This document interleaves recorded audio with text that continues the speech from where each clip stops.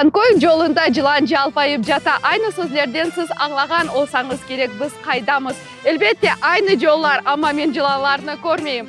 Демек, тарих іздері программасы бүгін Жанкой шерінде. Тарихке назар ташласақ, 16 асырның екінші қысмында ве 17 асырның башларында Жанкойде түрк қабилелері ерлешіп, яңы бір койны тешкіл етелер. 1865 сенесі Жанкойде 114 инсан яшағаны весиқаларда қалам. 1908 сенесі Демір жол мектебі ачылам. 1909 сенесі ise Хасанов адлы иш адамы тарафындан чойын заводы ачылам. Заводда кой хожалығы ішлеріне керек олған техника ішлеп чықарылам. Айны шirket бірінші жан женкі вақтында чалышып, фронтқа керек олған мақсулатларны ішлеп чықарған. Әлбетте, Жанкой Қырымның юрегі сайыла бұл шүбесіздір. Шерінің екі манасы бар. Демек, Жанкой. Бірінші манасы койның жаны. Ондан да ғайры әлемдер шүрге яқынлаштыралар ноғай шүбесіне. Жаңы кой. Демек, яңы кой.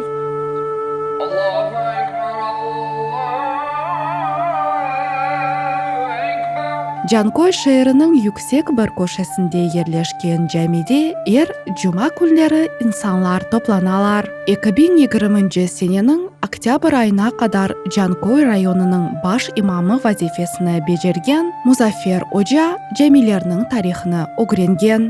Мұнда көшмеге doğru келді, ләкин сұрыштырып білген уақытымызда Жанкойде 3 жерде жам болған евелде.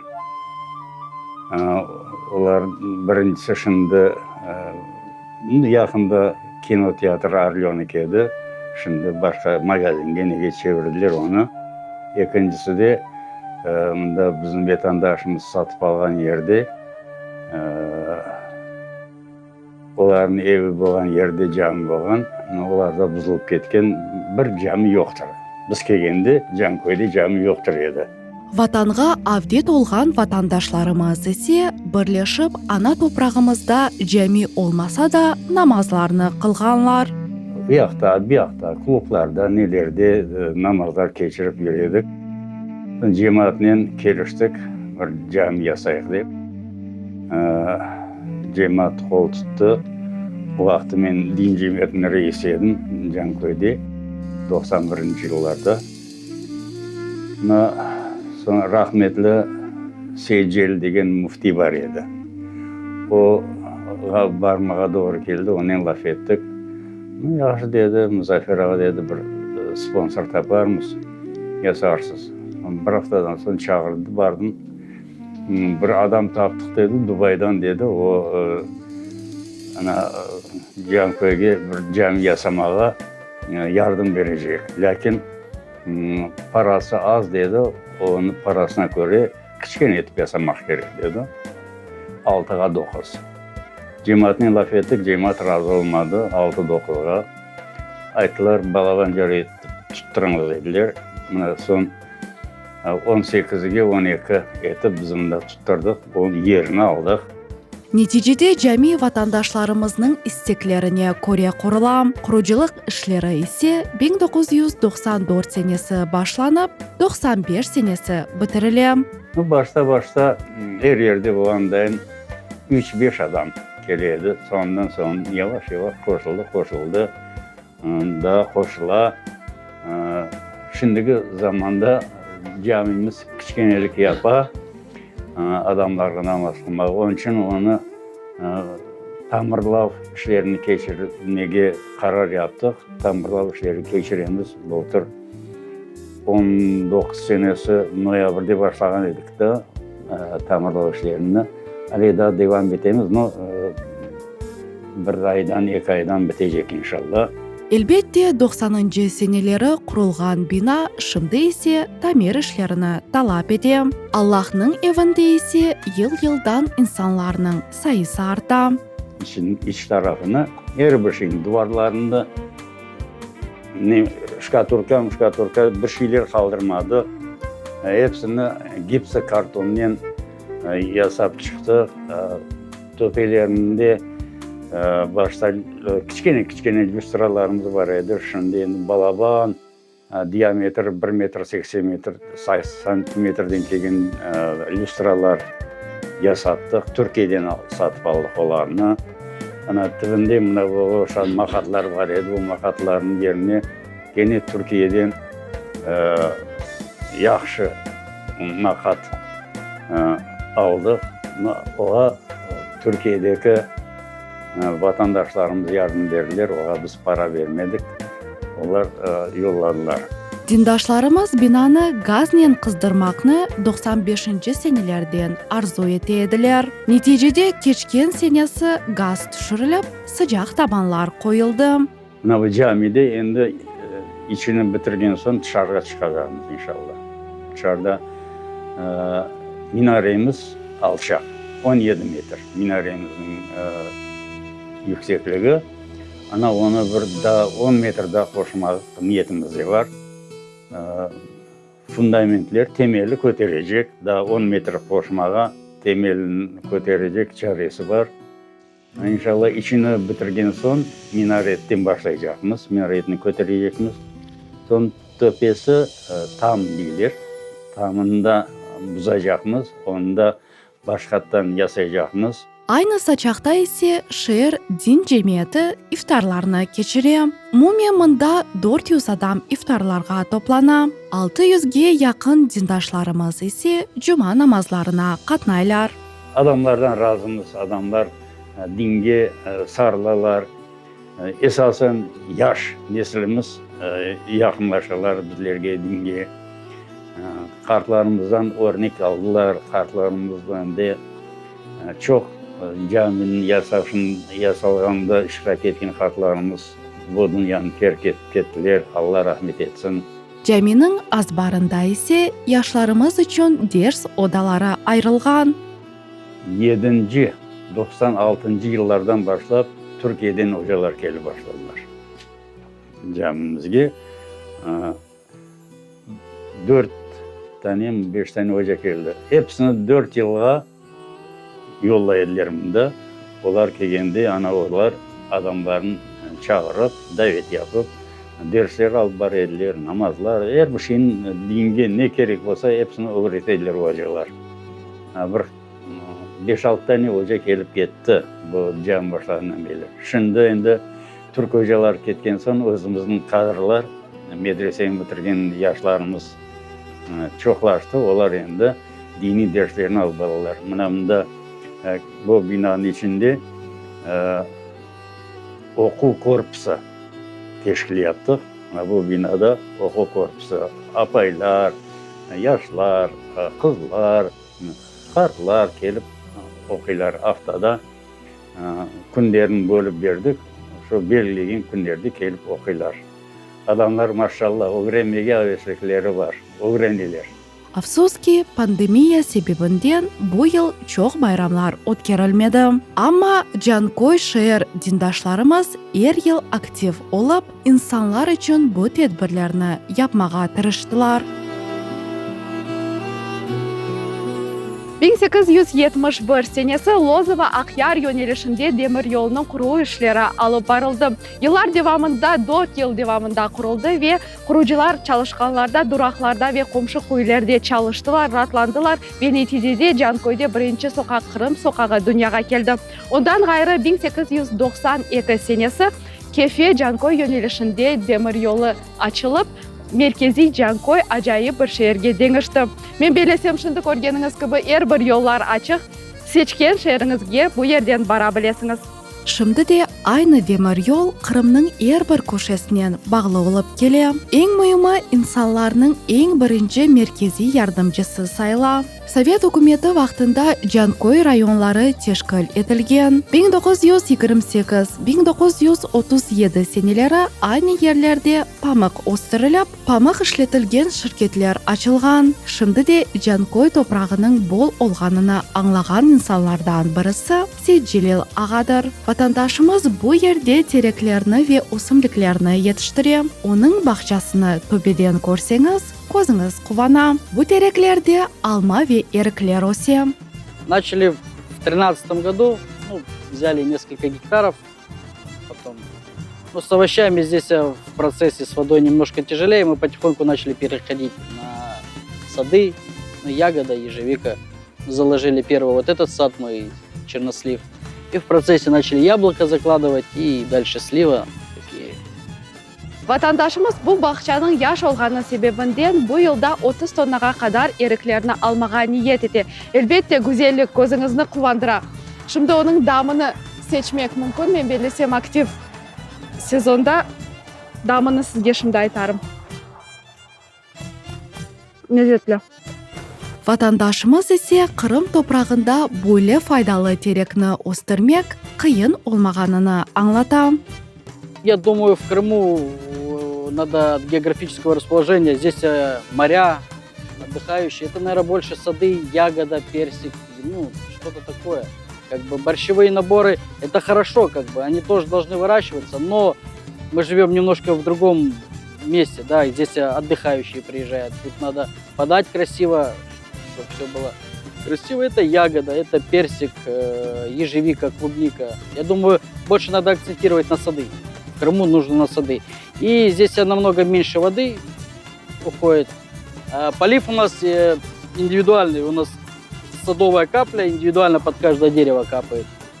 Как бы это очень экономично, по воде очень экономично. Не поливаешь зря ненужную землю, как бы индивидуально под каждое дерево, и так же само удобряешь. Әрбір өсімлік өзіне айры диққатны талап етіп, юқлатмай деп шақа ете Седжилел аға. Айны бір топрақта инсанларның қан басымына түшірген, бүрілген де теллерге тырмашып өсе. Йолма-йол диққатыңызны желп еткенчіліклер көзіңізні қуандыра. Умумен мында балабан бір қоранда чалыша. Азыр мақсулатлар есе йол үшін боздулапта тұра. У нас своя техника, трактор свой, есть мини-трактор. Мы в ягодах с ним работаем. Есть большой трактор, опрыскивание, все полностью свое оборудование. Потихоньку, иншаллах, мы сами покупали, все есть свое. Там навесные есть, и прицеп, культиваторы, диски, все свое. Это у нас вот мы еще немножко сажаем морковку, но в основном она на материк уходит туда. А это вся культура, там ежевика, клубника.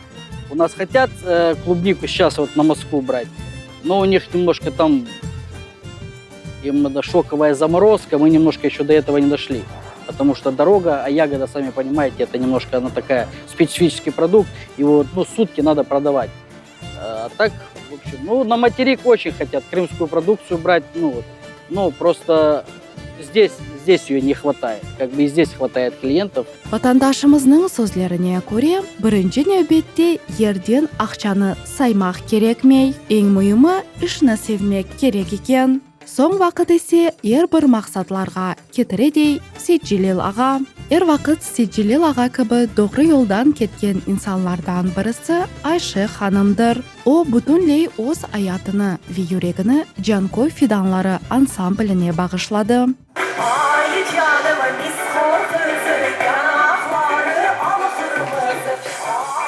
Джанкой фиданлары ансамблі 2015 сенелерінде açıldı. O вақытлардан менің қызым Алие, оғлым Эмир бұл ансамбльге бұйық істекнен қатнайлы. Ве бұл ансамбльде балалар тек Қырым татары милли ойынларын дегілде, дигер миллетлерін милли ойынларын ойнайлар.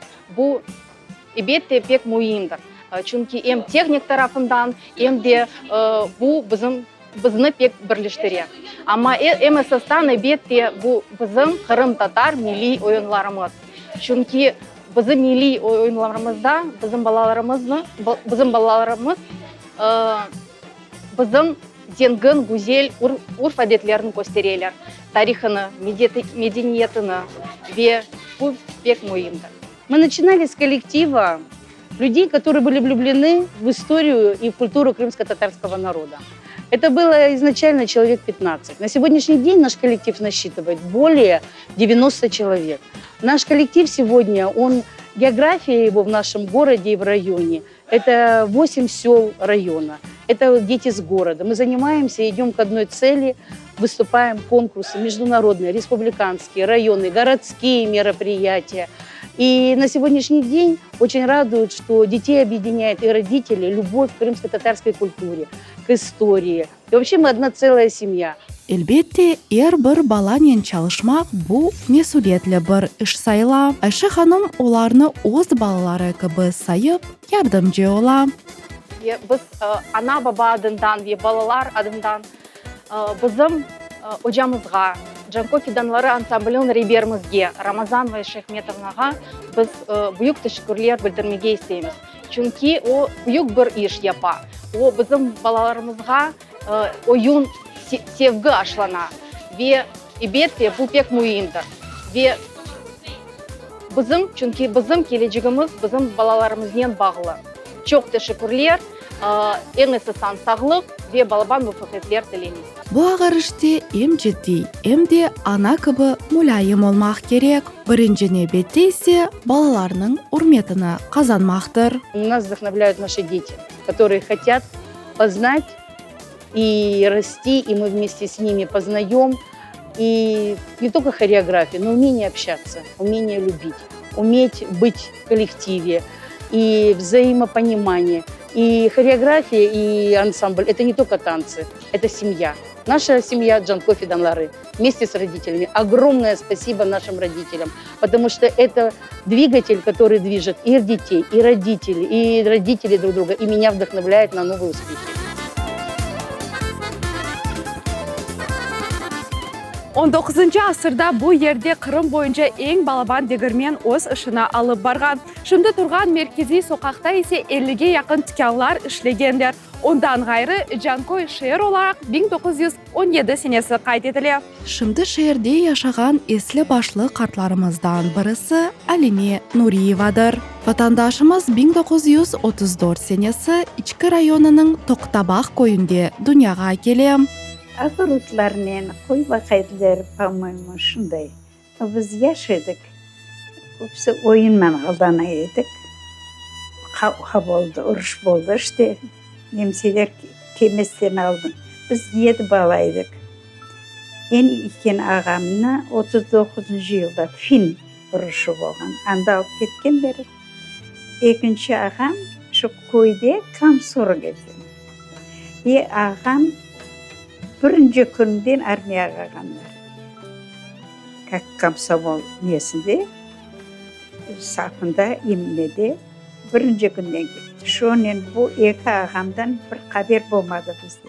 Sürgünlük vaxtında evden çıkarılgan kızçıqның hatıralarında bir küçük vakıya kala. Benden kişkene kardeşimni ikinci tatam, havam algan indi. Amen koremen işte koydaşımız bir Rus apayşığı biz menin şanamını evimde koklam var edi. Şu koklamını sirep alıp çıkanını görüp ablaya karap ağlaganım bile.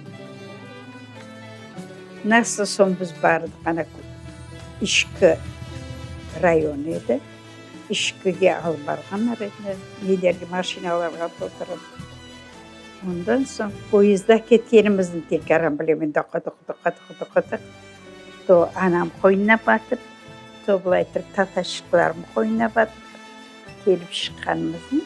Sonra Özbekistan'a esliymen. Keldik düşürdüler. Bizini какой-то banyaga alıp kırdılar. Ondan çıkarıp sonra böldüler koylarga var. Biz bir koy yetiştik. Son күзде Алиме ханымның qorantасы Наманганға көче. Babası ise şu seneleri sıtma hastalığından dünyadan kete. Qoranta baş azasız kalıp, anası işke kire. Balalar ise yalğız evde oturalar. Men kardeşimin kolundan tutup, kapıdan çıkıp oynap jirsem şu yerde bir Özbek akayı geldi. Mazalı degen. Kara mıyıklı. Даже hala da gözümün aldına gelip, kızım işte birisi dedi. Oynap giremiz dedi. Yürünüz dedi, ben size oynatıp geteyim.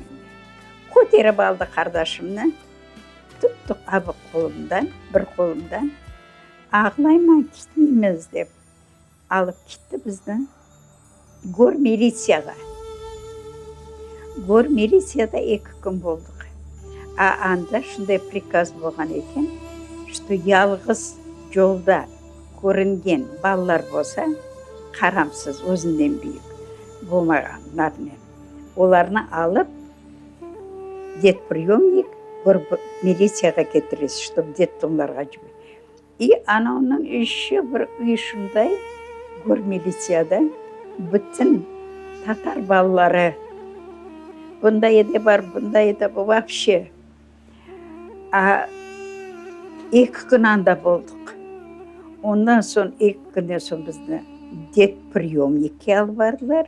Детприемникте 1 апта болдық. Ondan соң бізді келіп, детдомға алып кеттілер. Келділер, и 1 апта анда болған соң қардашымны алдылар. Мені қарады ояқ-бұяқ, доченька деді, тебе не могу брать деді, русшайда. Сон себебі ғарыплік темір пешке аяқ екенбіз, тізім басып ағаман евде жаңған неге. И аяғым ярасы бітмеген екен. Ото болячкам бар деді. Считай деді. Ağlayma kardeşime yapıştım, vermeyeyim dedi. Не плачь dedi. Считай dedi. 1, 2, 3, 4, 5, 6, 7. 7-й день я приду, тебя заберу dedi. Allah ateşini yengletsin. Şunu da yaptı abay. Şu arada balalarını жойған анасы хасталанып ятып қала. Абласы ise балалар evinden оларны тапа. Amma қайтарып алмаға чаресі olmay. Бүтін yıllar devamında өзіні ожалық зинатына бағышлаған Алиме ханым 90-ncı senesi қорантасынан башқа көйге, соң есе Жанкой шеріне көчіп келе. Енді келген, ev alған, ояқ-бұяқ, енді азбарға шығып бақсам, нау көрінген Алиме магазин мұнда деді. Деймен. Бізде ондай текел бақ-бақша, магазиндерін алды башқаша, садикны алды башқаша, мектепні алды башқаша. Ондағы анау женнет көрінішлері мұнда жоқ. Енді балам, еркіз мұнда, халқымыз мұнда, милletimiz мұнда, ватанымыз. Şimdi ise 5 баланың анасы. 8 torun ve 10 torunçenin kartanası balalarının kucağında Mambet yaşay. Alime hanım kıbı şehirinin urmetli insanlarından birisi Seyit Nebi Kartbabadır. Vatandaşımız 1928 senesi Jurtji rayonunun Kogendi Kıyat köyünde dünyaya gele. Sürgünlükte ise Kitap rayonuna düşe. Ben bu anda çok çalıştım dedi. MTS'te mekanik olup çalıştım. Zav masterskoy olup çalıştım. Direktör olduk sonunda. 1930 yılı Cankoy'a koşup geldik. Son 97 yılı Müzeffer Molla'nın beraber Akmes'te o vakta Nuri Mustafayev degen muhtaydı. Onda barıp ders okuduk. Mollalık yaptım sonrasında 20 yıl. Cankoy'da o vakta yaxşıydı böyle. Biraz delik edi, biraz ötmek edi, biraz eksik edi o vakta. Son o'chirtga turib o'tmek alaydık, bir şey etdi, yaxshilab yaşap. Böyle kartlarımız bizim gururumuz olup geleler. Onların gözlerinde vatan, ana toprak duygusu o kadar güçlü ki hepimizge bir ibrettir. Umumen Cankoy şehrini alsak, nimetlerge bol bir yer sayla. Zavodlarının sayısı ise közümüzni kuvandıra. En belli soylarından birisi Cankoy süt zavodudur. Evvelleri bu yerge bütün rayonның sütleri toplanıp, türlü mahsulatlar yapılaydı. Şimdi de tek o gekettim. Yanı penir mahsulatları, katık, kaymak, yağ, canın ne istese tapmak mümkün. Dışarıda sığır heykelleri kelgen insanның dikkatini celp etip, masallar dünyasına alıp ketdi. Жанымның жүрегі Жанкой, боллыққа бай Жанкой, Қырымның топрағы Жанкой. Elbette bu Жанкой шер ақында çok şeylerini айтмақ мүмкін. Егер де сіз өз койыңызбен я да шеріңізбен мерақлансаңыз, бізге мұражат ете білесіңіз, чүнки ватанымыздың әрбір топрағы біз үшін қиметлідір.